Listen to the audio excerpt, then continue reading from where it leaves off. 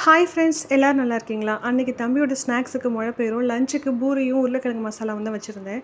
உருளைக்கிழங்கு மசாலாவுக்கு எண்ணெயில் கடுகு, உளுத்த பருப்பு, கடலைப்பருப்பு, கருவேப்பிலை போட்டு நல்லா வதக்கிட்டு, அப்புறம் பூண்டும் போட்டுட்டு ஒரு பெரிய வெங்காயமாக நீள நீளமாக நறுக்குனதை போட்டு சேர்த்துட்டு, இதுக்கு காரத்துக்கு பச்சை மிளகாய் மட்டும்தான் சேர்க்க போகிறோம். அதுக்கு தக்க நம்ம பச்சை மிளகாய் சேர்த்துக்கலாம். நான் வந்து ஒரு 3 பச்சை மிளகாய் சேர்த்துருக்கேன், குட்டி பையனுக்கு கொடுக்கறதுனால. ஒரு 6 உருளைக்கிழங்கு வேக வச்சு கையாலே மசிச்சு வச்சுருந்தேன். அதையும் சேர்த்து வதக்கிட்டு, அதுக்கப்புறமா 2 ஸ்பூன் கடலை மாவை கரைச்சி அதோட சேர்த்து தேவையான அளவு தண்ணி ஊற்றி வச்சிடணும். கொஞ்சம் தண்ணியாக இருந்தால் தான் அது வெந்து வரும்போது நமக்கு மசாலா கன்சிஸ்டன்சிக்கு வரும். லாஸ்ட்டாக காயப்பொடியும் மல்லி இலையும் தூவி ஒரு கொதி விட்டு இறக்கிடலாம்.